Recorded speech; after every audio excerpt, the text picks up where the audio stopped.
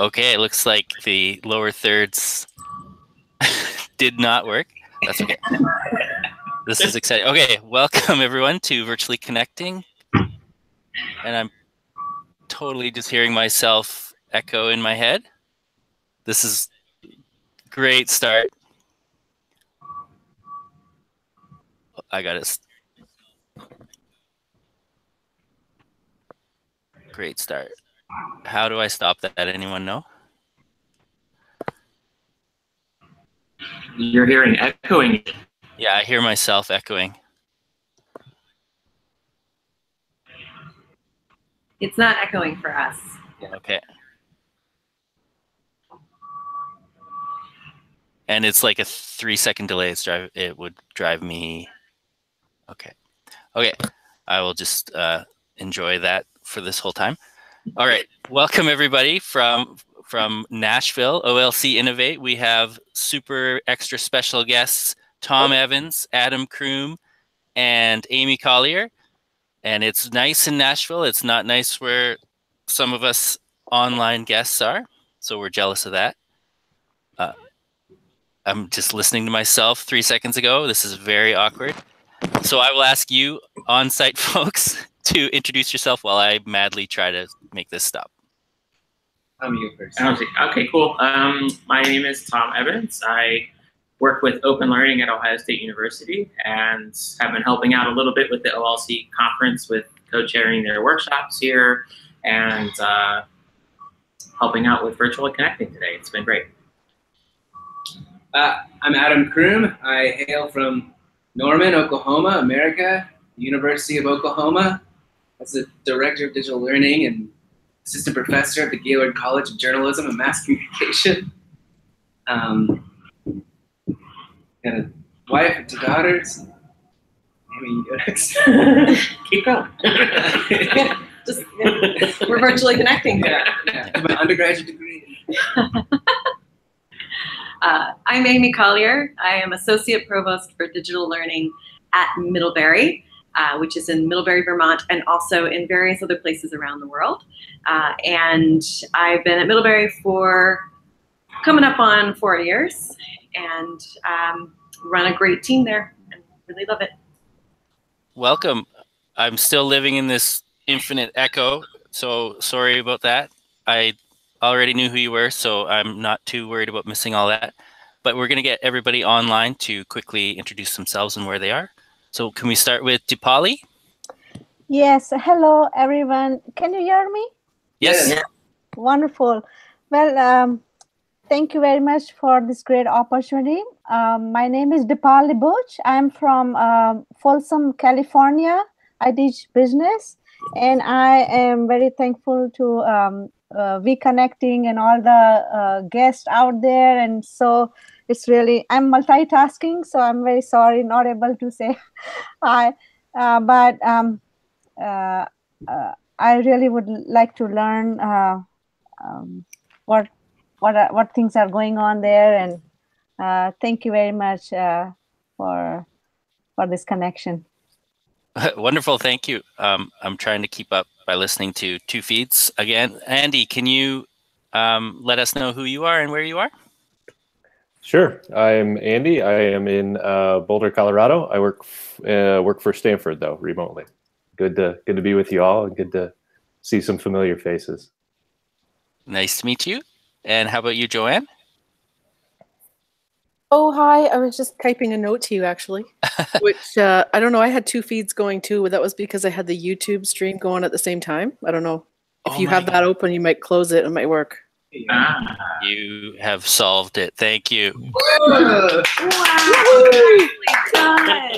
Good. Okay. Hi, everyone. Thank you, Joanne. I actually work with Terry at eCampus Ontario. So I don't know really what to say about myself. I'm a program manager, and yeah, I'm an instructional designer, and I'm really interested to hear what you have to say. I wish I was at the conference. I want to hear what you're looking forward to, and yeah, it's great to be here. It's my first virtually connecting, so I'm excited.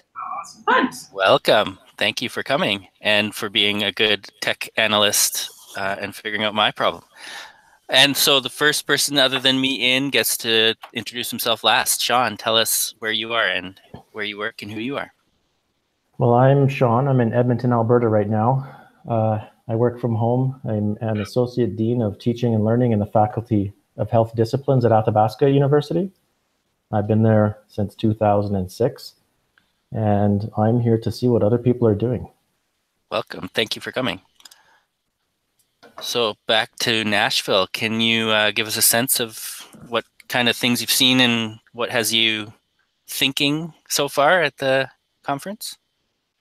Well, we are just a couple of sessions really into the first full day of conference sessions. Yesterday there were some pre-conferences, which I didn't attend any. We were all arriving. And so it's been just a few sessions, maybe three sessions in. Yeah, like workshops and then I think 1 or 2 sessions. Yeah, right? yeah. So Adam and Ben Scragg, who's now at Arizona State, did a session this morning on using some kind of connecting design thinking and visual thinking in the design of learning resources or teaching resources. And then I attended Mike Caulfield's information literacy session that was about the 4 Moves project, the digital polarization project he's doing, and some of the resources he's been creating for teaching information literacy. And then we were just all in a session about working on your professional network. Yes. And being deliberate about using moments like conferences or moments like these to create robust professional networks that you can connect to throughout the year to continue to learn as you do your job. I thought it was interesting, some of the stories that came from that kind of networking session just really talked. I mean, a lot of people shared how, you know, 8 or 9 years ago they met so somebody at a particular conference, and then through maintaining connections, even with something as small as Twitter, they were able to grow into, you know, a friendship as well as, you know, their own personal learning network, and almost like a mentorship or, you know, coaching relationship to some degree, but more symbiotic. Mm-hmm. Yeah, there were some really cool strategies shared in that session. I don't know if you were there as well. Did you have any that you? Well, I mean, I my own story. I met Amy at an ET4 online. Met Tom through Amy. You know, it's a lot of people were kind of sharing their stories, which I think is sort of like a fun activity to kind of watch how the network and the hive grows. And what's great about what I always say about what I like about OLC Innovate is the people. Like the conference is always it's kind of weird, but the people are really good people, and that was essentially the organizing group for the conference coming together. In some ways, saying like, you know, welcome to what they call their squad. You know, #squad goals. Like, you are a part of us. Be willing to reach out and say hi and meet us. You know, and know that we are where we are because, you know, we did that 4 or 5 or 8 years ago as well. So it's, you know, it's cool to see people be incredibly welcoming to that. This is not just a place for us to come and gather and intellectually, but also to, you know, to form friendships and relationships and partnerships. I think many conferences take for granted the kind of the importance of that networking element.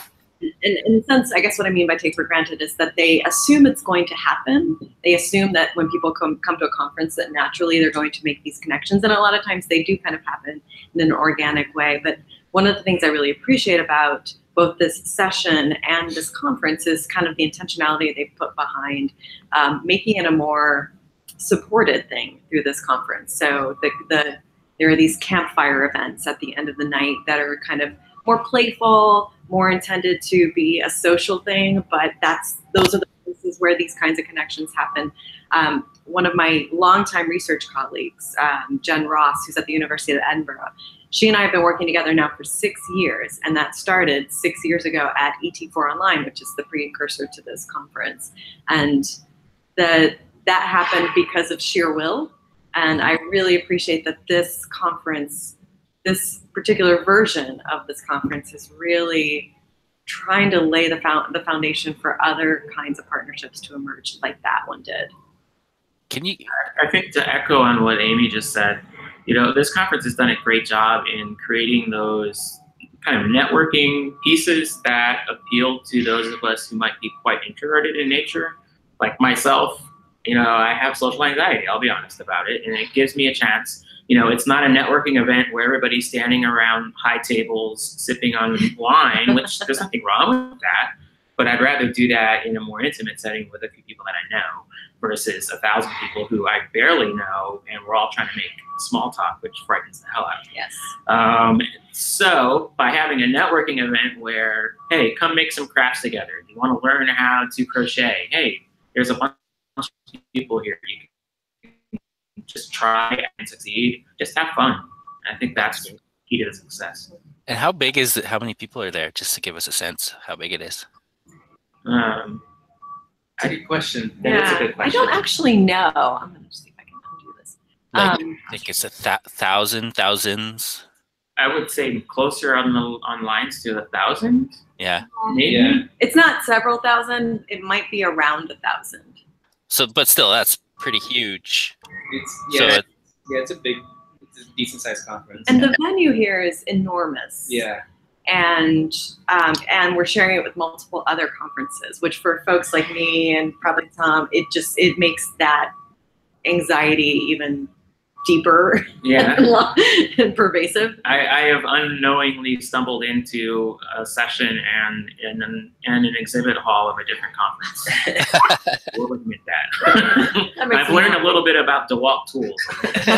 What does this have to do with online learning? That's right.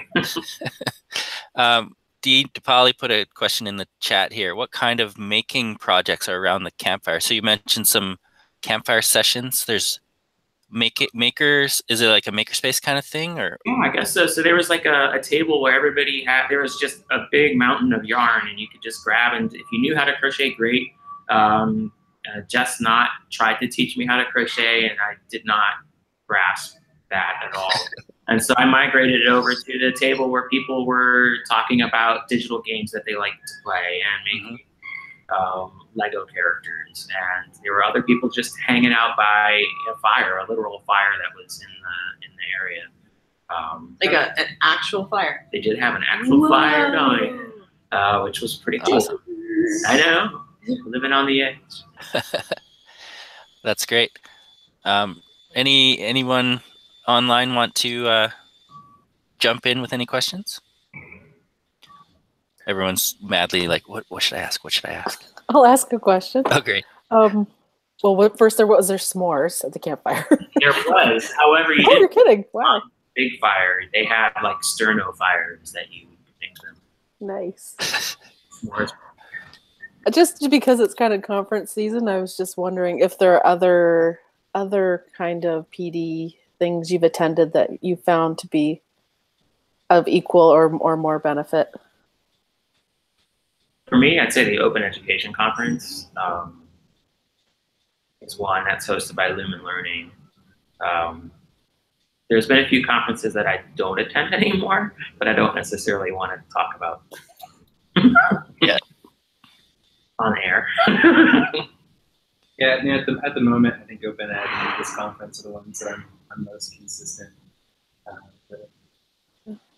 I'd say the same for me. I know quite a few folks who go to ELI, and I haven't attended in a few years. When I used to attend, it was fine as well.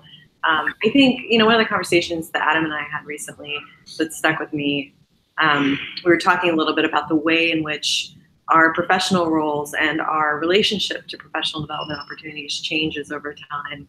And I feel like these conferences become, as our professional roles have changed over the last few years, the conferences have become a lot less about the content of them, although you can find some great, sessions or some things people are doing that are still really informative. But it really is, I think, for us, the element of connection to other people, and the element of spotting talent that you might want to try to recruit eventually. Both of them can be really important. And so I think maybe that's why this conversation is gravitating more towards some of the social things, right? Because in some ways that's where you see that play out, is in if there are intentional moments to connect with people to create that professional network, or to grow that professional network, and to maybe recruit some people for the future.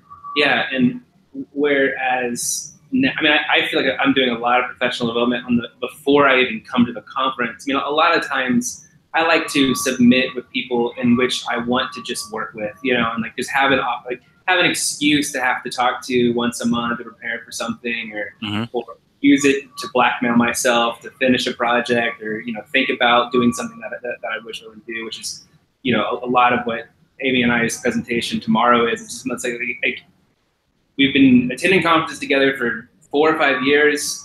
It wasn't until last fall, I think, we'd ever done a presentation together. It's like, hey, we need to. We're thinking about some things. Like we should put something together, and that's evolved into thinking of something a little bit more concrete as well. So I think that's been really helpful. It's just from the lifespan of when I started coming here to now. A lot of it isn't necessarily about me consuming, as it is like creating and co-creating the conference. I like this concept of self-blackmail. I've got to get into that. I probably do. I just haven't called it that before. Good idea. You just reminded me, like Joanne, you said it's conference season. I think Virtually Connecting is doing 5 different conferences this month or something crazy. Like I was just the on-site guest at Creative Commons Summit last weekend, and there it was. I think that conference was great, but it could really use some of the more of that, maybe designed networking space, because it's such a global spread of not just education, but there's people in the arts and everything there, and it'd be cool to be able to connect more across disciplines. So maybe they could learn from OLC. It'll be in Portugal next year, by the way, in case a little farther away. Good spot for networking. Yeah, let's all go. Can you tell us about your session tomorrow a little bit? Sure. Yeah. So as I was mentioning, we did a presentation in the fall. She did a Virtual Connecting on this as well. You may have seen us in previous episodes of Virtual Open Ed.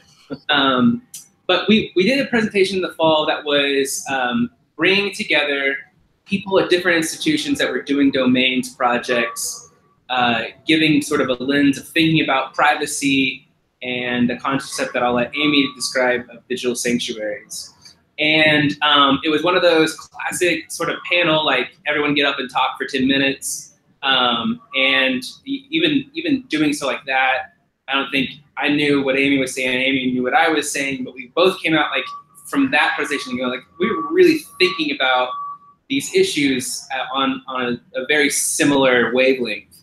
And one of the ideas that we've been tossing around is like, looking at terms of service of education technology platforms, knowing that we adopt these frequently, and I would narrow that scope to like specifically talking about tools in which your normal faculty member is using for a lesson or for a portion of the class. I'm not talking about sort of large, campus-wide adoptions, but just like, we love Canva, so we're going to design something on that. And while people have a lot of good intention with that, oftentimes, you're not really thinking about the concern to privacy or data privacy, or what happens to these. So anyways, what we've done since that time is to put together like the very, most minimum viable product for like, what would it look like to have a space in which people that were working in ed tech could come to and sort of see how others of also within ed tech have sort of started to annotate and look at these terms of service and help you answer like some of those like basic questions, of can a user delete their account and does it go away forever? Does the company keep that? Does the company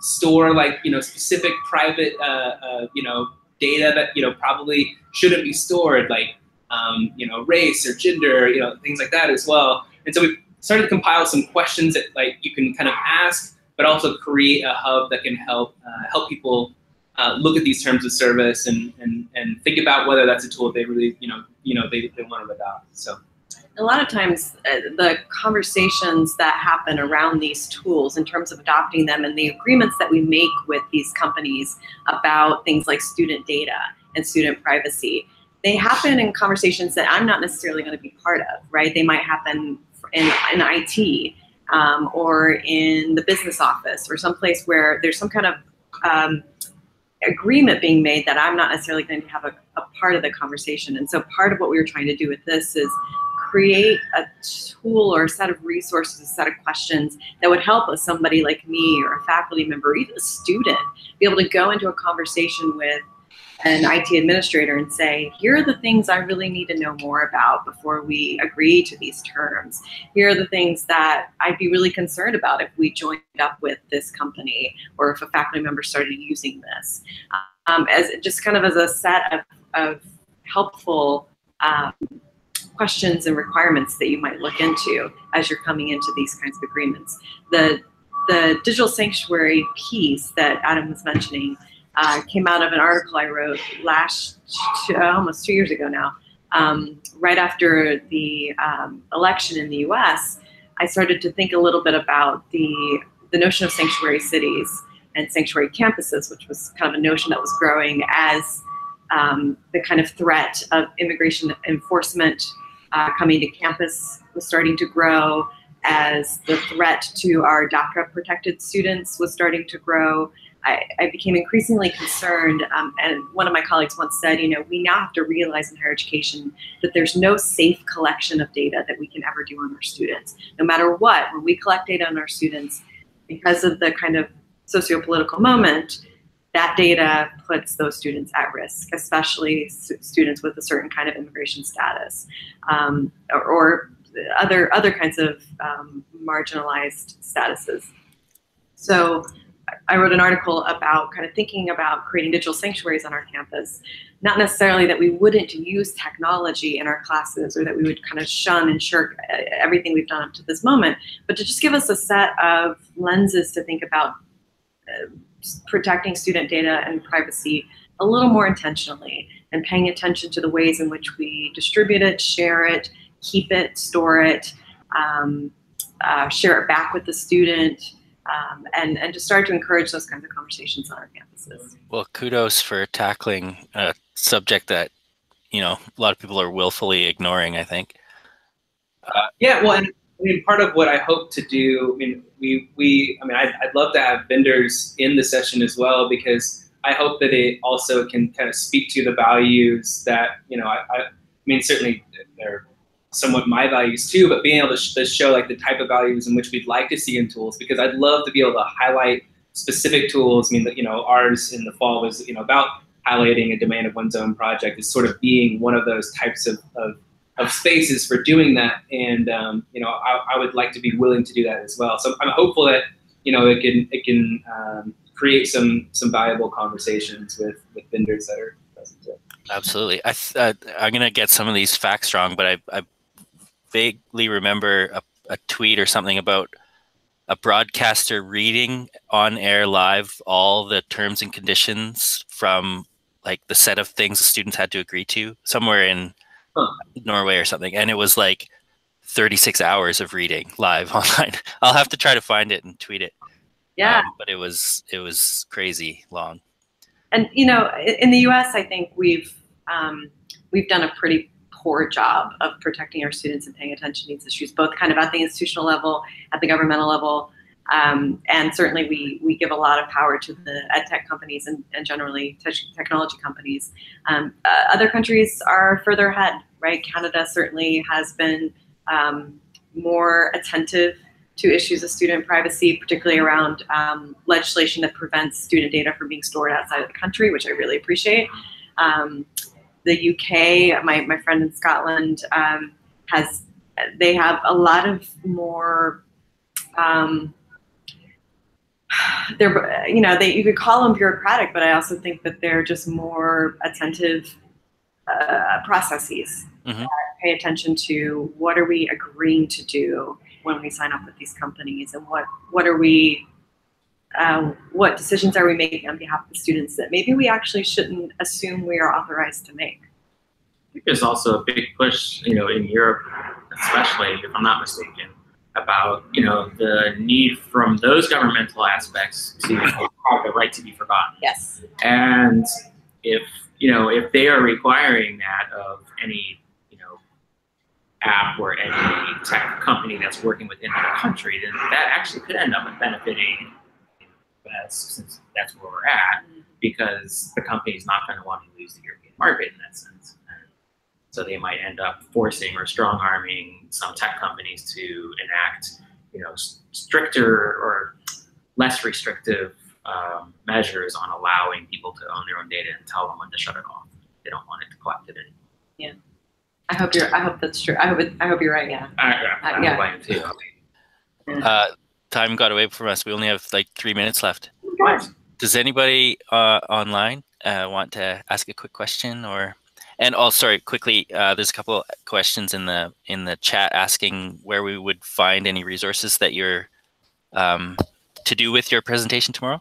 Yes, we'll get them out. They're still kind of tweaking things. You got time. And with the recipe, so. Okay. Yes. Croom at Croom, and yes. I'm at Collier, and we'll be tweeting TA Evans at TA Evans. Yeah. So look for those coming through on Twitter. And it looks like Sean has a question. Yeah, Sean's got a question. Yeah, I'll be quick. I'm hearing what you're saying about protecting students in terms of picking whatever platforms and looking at the terms of service.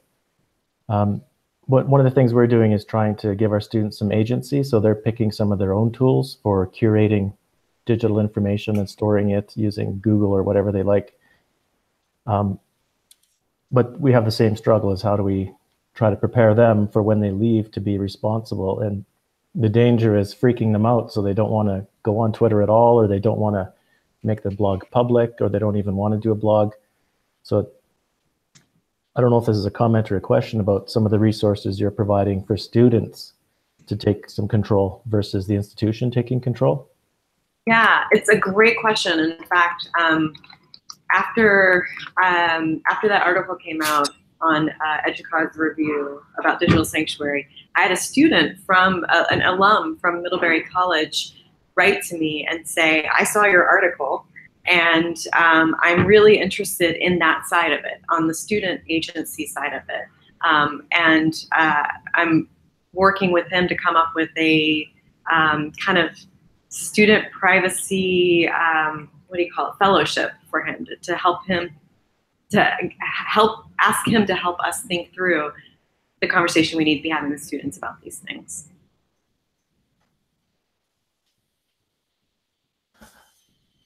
That was a nice, long, awkward pause. Maybe we should wrap it up there. Thank you so much for joining us and taking the time away from your conference to let us connect a bit. And thanks, everyone, for joining online. It goes so fast sometimes. It looks like you got some pretty intense lanyards for this. Are they pretty heavy? Is your neck get sore after a while with those things?